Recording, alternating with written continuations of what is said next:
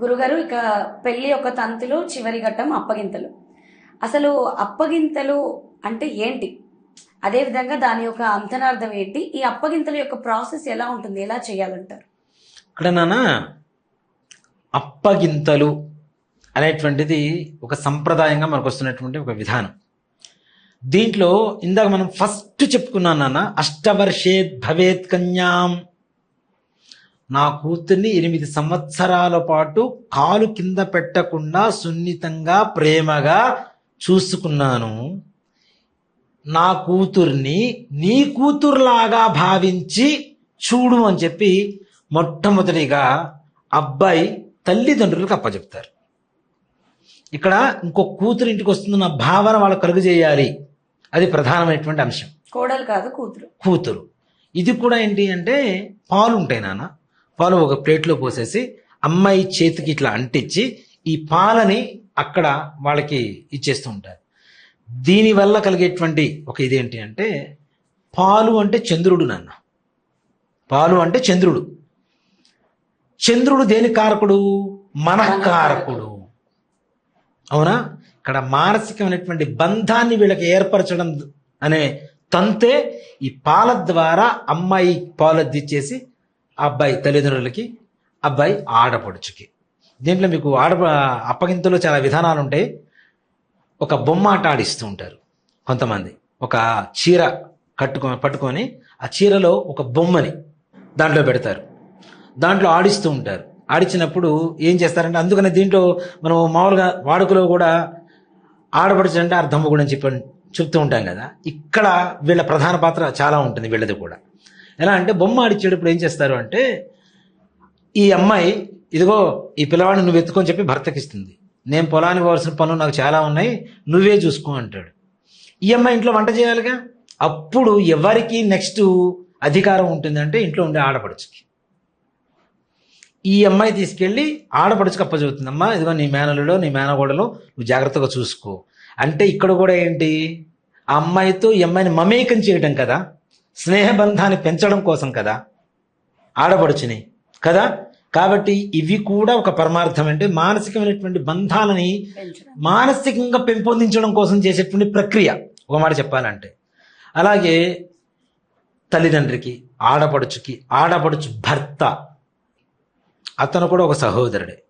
అంటే పూర్వకాలంలో అన్ని కుటుంబంలో అందరూ కలిసి ఉండేవాళ్ళు నాన్న. ఇప్పుడంటే తల్లిదండ్రే ఉండలేదు వీళ్ళతో పిల్లలతో. పూర్వకాలం అందరూ కలిసి ఉండేవాడు. ఉమ్మడి కుటుంబం అంటాం కదా. దాంతో అక్కడ ఉండేటువంటి వాళ్ళందరికీ ఒక రకమైనటువంటి పరిచయం చెయ్యటం, అలాగే మానసికమైనటువంటి బంధాన్ని ఏర్పరచటం. మా అమ్మాయిని ఇప్పుడు మీరున్నారు నాన్న, మీకు ఫేవర్ చేస్తే మీరు నాకు ఫేవర్ చేస్తారా లేదా? మంచిగా మాట్లాడతారా లేదా? మీకు వంకాయ కూర అంటే ఇష్టం, మంచిగా భోజనం చేసి పెట్టాను నేను, మీరు నాతో ఫేవరబుల్గా ఉంటారా ఉండరా?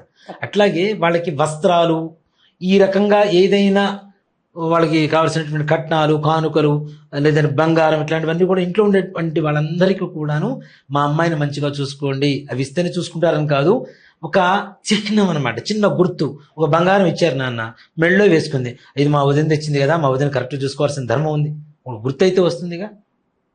అందువల్ల ఇలాంటి కట్న కానుకలు ఆడపడుచులకు కానీ, ఆడపడుచుల భర్తలకు కానీ, అత్తమామలకు కానీ ఏదైనా నూతన వస్త్రాలు పెట్టడం, కట్న కానుకలు, ఇప్పుడు అవన్నీ కూడా పోయినాయి నాన్న.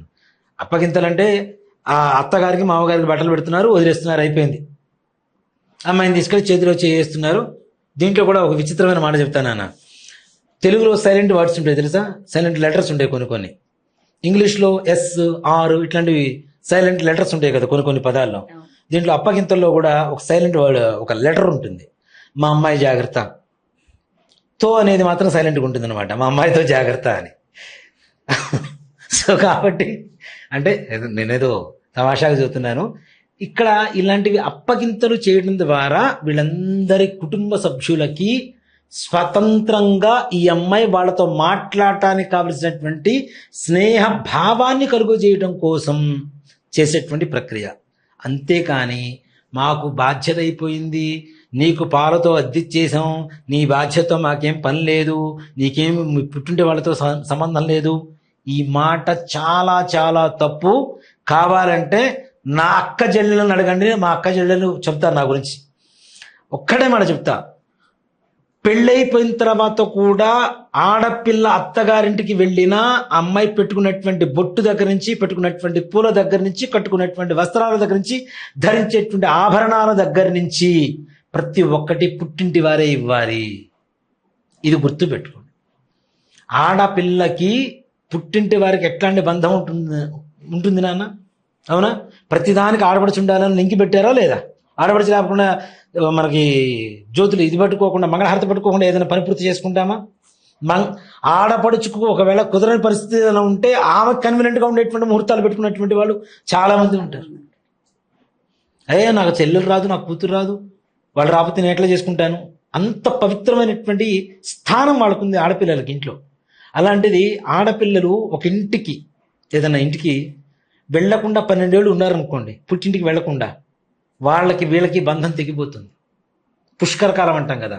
అందుకనే కనీసం ఆడపిల్లకి, అదే అత్తింటి వారికి పుట్టింటి వారికి గొడవలు జరిగినా కనీసం ఆడపిల్ల ఇంటి ముందుకు వెళ్ళి ఇంట్లో ఉండేటువంటి దీపాన్ని ఒక్కసారైనా చూసొస్తే చాలు, మరలా బంధం పునరావృతం అవుతున్నట్టే, మరలా పటిష్టం అవుతున్నట్టే.